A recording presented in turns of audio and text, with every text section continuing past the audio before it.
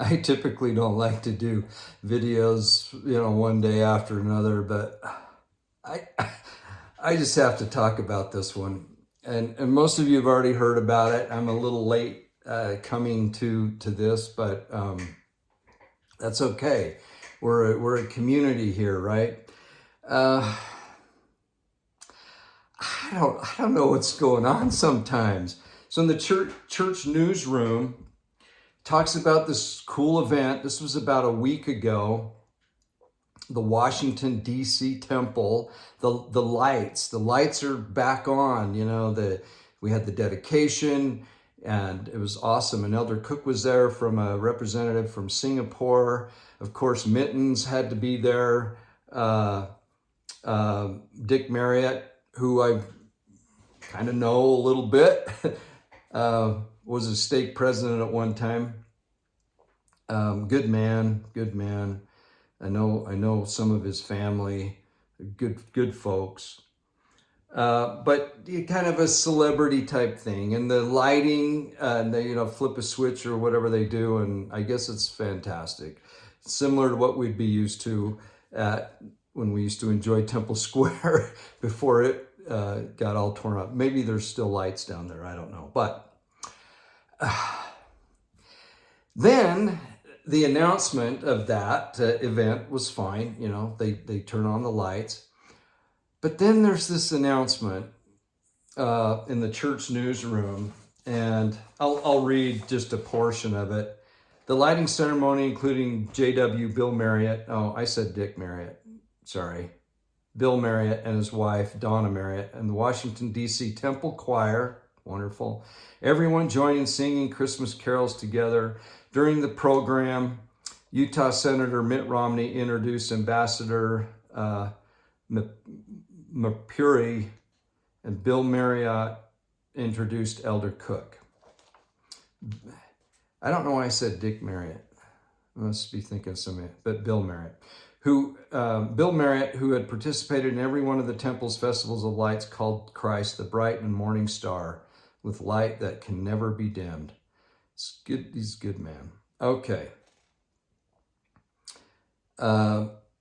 Green, red, white, purple, blue lights will illuminate the temple grounds each night before December 1st to January 2nd. In addition to the lights and decorated Christmas trees on the temple grounds, visitors can see 87 displays or nativities from 64 countries inside the temple's visitors center. Inside the temple's visitor center. Now, I've never been there. I've seen the temple from a distance, the Washington D.C. temple from a distance, but I've never been on the grounds. It says no ticket is required to see the lights or the creches. Forget how that's pronounced. Free tickets are required for the nightly performances. Performances include, and here we go, folks, the Gay Men's Chorus on December 6th, and then the Polynesian dancers on Christmas Eve, and North Missionaries singing Christmas carols on Christmas night. The Beijing Opera will perform on New Year's Eve. Tickets are available at blah-blah-blah.org. Okay, so the Gay Men's Chorus. This is the Gay Men's Washington, D.C. choir.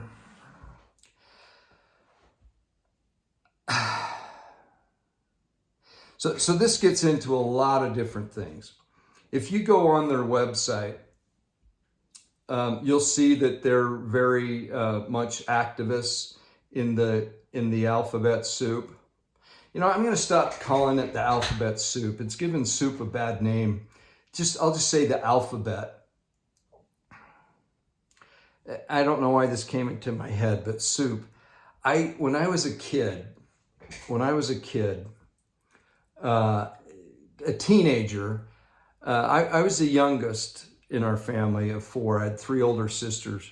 And I don't know if it was, I wouldn't say my mom was worn out by the time I came along, but seasoned. And she knew which battles to pick by the time I came around. she basically just left me alone. Maybe she just didn't know what to do with the boy, and my dad was working all the time. So I pretty much, and look, I'm not, so if there is, if there's one person on the earth that has no excuse for anything as far as bad behavior or bad example or what, it's me. I had basically a perfect childhood, perfect parents, perfect siblings, my sisters. By perfect, I mean, none of us are perfect, right? But I can't say, oh, I have this issue because I had this happen to me as a child. I had nothing but good, you know. Obviously not perfect, but it was, unlike some of the missionaries, when Sue and I presided over the Salt Lake City West Mission, we had missionaries from all over the world, and some of them came from some rough backgrounds, and it really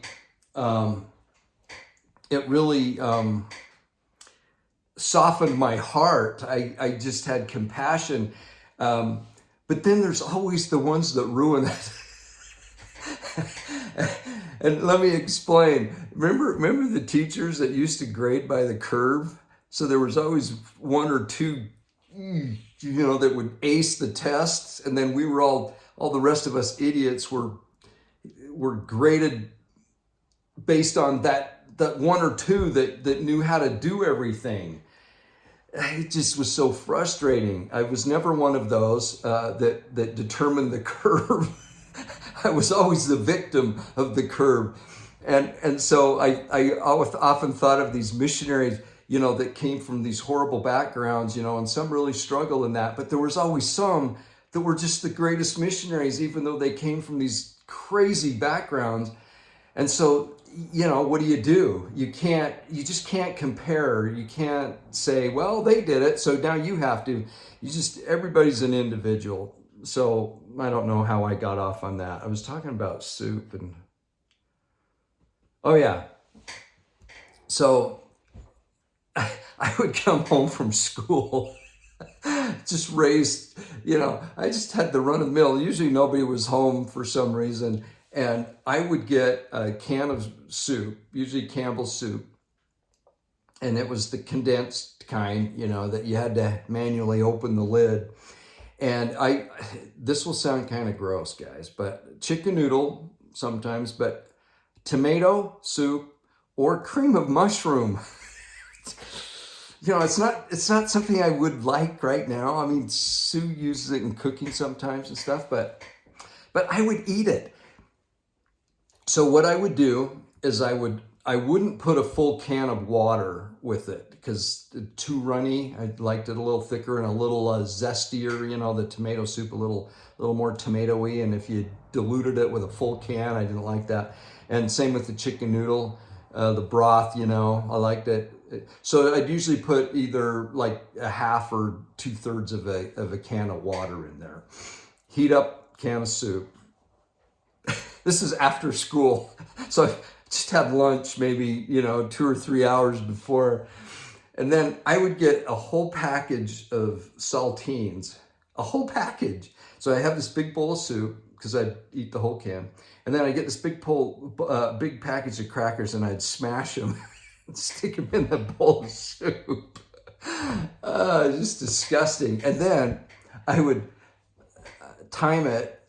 When I got home, there was always an episode of High Chaparral, and of course we all had a crush on Victoria, and Big John was an awesome, manly man. And anyway, it was a good life. So I don't want to, that's a long way of going around. I've been going almost 10 minutes and I haven't even got to what I want to talk about, but I love soup, okay? And not so much those soups anymore. I kind of got burned out on them when I was young.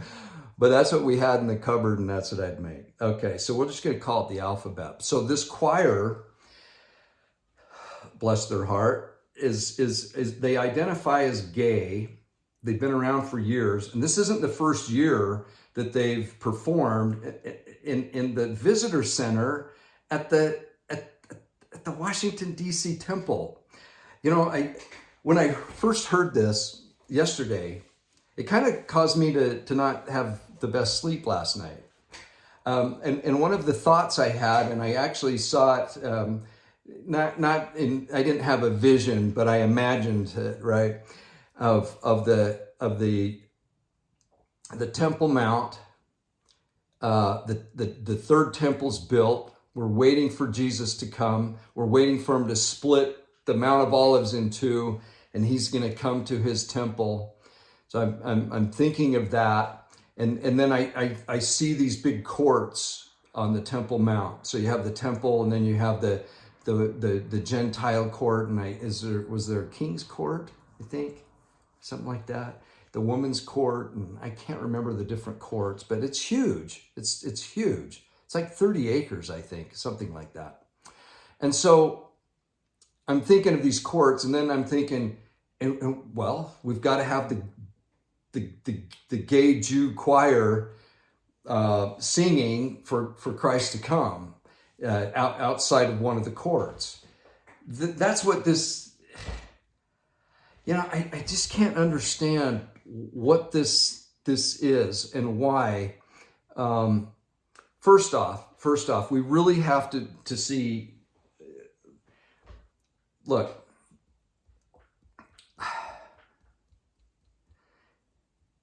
is it a sin or is it not a sin?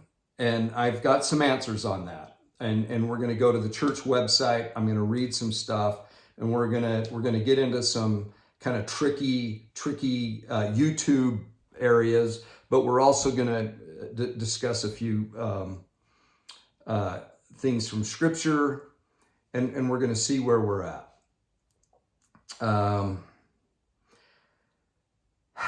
So here's what it says on one of the, there's a lot of sites that cover this on the church website. This is one of them. Feeling same-sex attraction.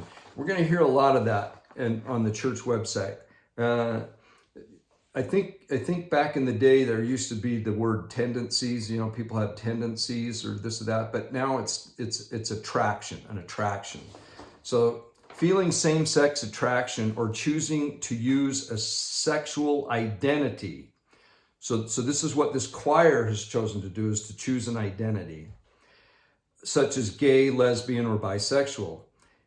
Okay, let me start again. Feeling same-sex attraction or choosing to use a sexual identity label, such as gay, lesbian, or bisexual, is not a sin and does not violate church policy. So there you go. That's okay. You can say you're gay, you can say you're lesbian, you can say you're bisexual, but think of the other letters of the alphabet, because quite often it is all those letters. Okay? Let's continue. I'm continuing to quote from the church website. Words like gay and lesbian mean different things to different people. Oh, okay. Here's specific to gay. Identifying as gay may mean a member experiences, so this is exclusively to members. Identifying as gay may mean a member experiences same-sex attraction, but chooses not to act on these feelings. Okay? This label may also describe how they express themselves emotionally, physically, romantically, sexually, or politically. Do not assume. Now, here's where we get lectured. Do not assume an individual is breaking the law of chastity because they use a sexual identity label. And that's an interesting approach, I guess, that it's not even counsel, it's a demand, it's a command. Do not assume. Okay. Here's a statement from Elder Ballard that's on the church website. The Church of Jesus Christ of Latter-day Saints believes the experience of same-sex attraction, there it is again, is a complex reality for many people. The attraction itself is not a sin, but acting on it is. And that's the key. And that's the key. Now, it takes a little bit of effort, but you can look and see what percentage of individuals, men, particularly young men, who identify as gay, act on that gayness, okay? You look it up. So the attraction itself is not a sin, but acting on it is. Even though individuals do not choose to have such attractions, they do choose how to respond to them. Now, this is a different, and this is where I'll deviate for a little bit. This has not always been the policy. There's a talk by Boyd K. Packer, and it's October 1976 in the priesthood session. And guess what? You won't find it anymore. It's gone. It went the way of miracle of forgiveness. Gone. It went the way of Mormon doctrine. Gone. So it's interesting how the social norms change, and then certain general authorities, and in this case, either prophets, presidents of the church, and or apostles, made statements, said things, and now they're in cyberspace, though, and if you do a little research, you'll find them. The talk is for young men only. That's the title of it, For Young Men Only, by Boyd K. Packer. You Google it. It's an awesome talk. It's about the little factory. It's about the little factory. 1976 is the year I graduated from high school. It was the year I went on my mission. And so I remember this talk. I remember the pamphlet that was printed out, and it talked about all those uncomfortable things that we don't like to talk about. And it's where we don't use the proper scientific word for anatomy and actions, that the anatomy works, and so we make up all these things. It's awesome. But that is so obsolete, and now we have a more current living apostle who because Elder Ballard, then Elder Packer said that, you're not born that way, in essence. You read the talk, you do the research and find it. It's really awesome. It's such a walking down memory lane, right? I love it. So let's get back to this Elder Ballard quote. The attraction itself is not a sin, but acting on it is. Even though individuals do not choose to have such attractions. And that's a change. If you read that talk or listen to it, you'll have to find some sites, and I'm going to let you find it. Even though individuals do not choose to have such attractions, they choose how to respond to them. With love and understanding, the church reaches out to all God's children, including those with same-sex attraction. I kind of get tired of that phrase over and over and over again, but that seems to be the talking point. That was from May 2014. People who experience feelings of same-sex attraction who commit to God's commandments may receive church callings, hold temple recommends, and receive temple ordinances. So there you have it. Now, if you're within the church or you're you're outside of the church, you're not a member of the Church of Jesus Christ of Latter-day Saints, and you identify as gay, that brings up some very interesting things. Why would you identify as that? Now, we have these reasons that were cited, and I think it might be good to just read those again real quick. Identifying as gay may mean a member experiences same-sex attraction, but chooses not to act on those feelings. So that's one. This label may also describe how they express themselves emotionally, physically, romantically, sexually, or politically. So it's kind of strange. I don't know why I would consider myself gay for a political reason, but have no tendencies that way or no attractions that way. But then this gets into identity and who we identify as. And we have a current prophet, President Nelson, who has said that our identity should be a child of God, a child of the covenant, and a disciple of Christ. So it's interesting that there's this identity of one of the letters of the alphabet as first and foremost, like a choir. Like, why couldn't it just be a men's choir of Washington, D.C.?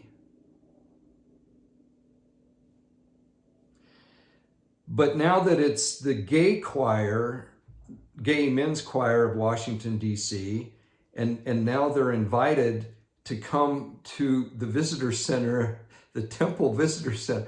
You know, here's an idea. Maybe next year for the Christmas devotional, not the devotional, but the Christmas concert on at the conference center, have them come. Have them be the guests, you know, fly the whole choir in, just to show our support for the alphabet, because they're not just supporting the G part of that alphabet, they're supporting the whole thing according to their website and of the other concerts that they do. You know, it's you can go all around and dodge all the stuff, but if you really want to talk about the actions of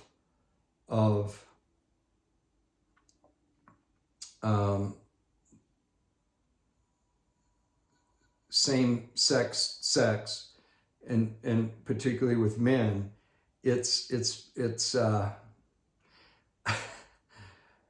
is what it is, guys. And there's a very large portion of men that identify as gay that participate in a relationship, a physical relationship. Now, there's quite a history, and I would encourage you, if you have the stomach for it, to read where the word well, let's just say we know of a city named Sodom and the subsequent act that's named after that. It's very interesting, and it's interesting how that word it's like under attack now. You can't use it, and it's not supposed to be associated with that alphabet community anymore. And it's also interesting to see the spin that has come. So there's a series of scriptures, and I probably won't take the time to go over them, but you can look at them yourself. But when you have Lot in Sodom, and the angels come, and then the men that come and want to be with the angels, it's pretty disturbing. It's pretty disturbing. And so you have that. You have several Old Testament scriptures that talk about it. You have Romans 1:27, 1 Corinthians 6:9, 1 Timothy 1:10, and another reference to Sodom in the New Testament, Jude 1:7, and then there's a whole bunch of others. I can give you these, but it's actually on the church website. So just go to the church website and look at that kind of behavior. And just plug in the word there, the more scientific word, not the G word, but the scientific word for that behavior. And again, when you're going to the church website, do it on Google first, write it in what you want, and then add LDS, and then it'll take you to the church. If you try to find it by going just to the church, on your membership portal or whatever it is, it's virtually impossible. The search engine's horrible, so you won't find it. But let's be real about this. Let's be real about it, and let's kind of see where we're at, and try to make some sense of it. But personally, I'll just say I'm not a fan. I'm less than a fan. I'm not supportive of that at all. I think it's horrible. And that's not to say that there shouldn't be love and respect and agency, all that, fine. But, I would suspect that when there's a dedication of a temple, the grounds are included in that, and that there should be a spirit there. And to just ignore and assume that everything is just that nobody acts out on anything and everything is great. I think it's naive. It's just my opinion, and I don't see why of all.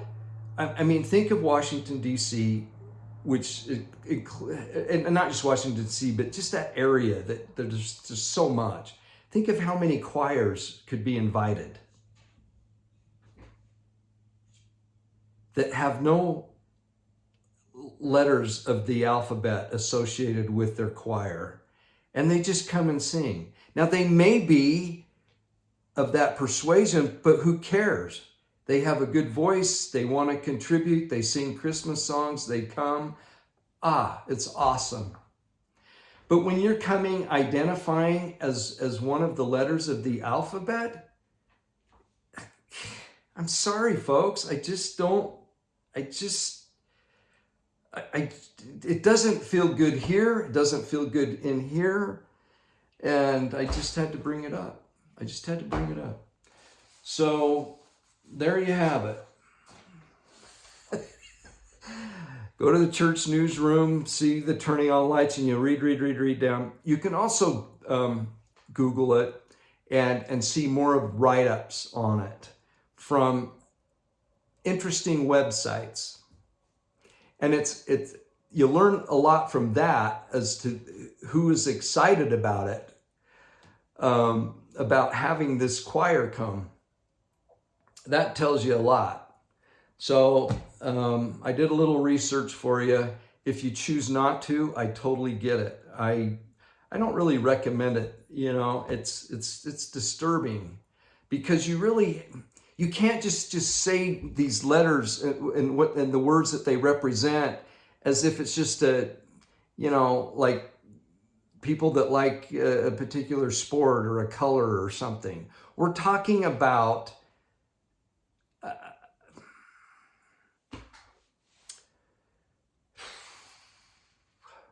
wickedness, abomination. We're talking about whoredoms, all kinds of things. But anyway, okay, that's it. That's it. I'm not gonna talk about that anymore. I shouldn't say that. I probably end up will if it happens up again. But you should know that's happening in Washington, D.C. It happened. I don't even know what's the date today? Yeah, it happened yesterday. Oh my goodness, happened yesterday. No wonder I couldn't sleep. Something in the universe was bothering me, and that was it. Okay, I love you all. Talk to you soon. Bye.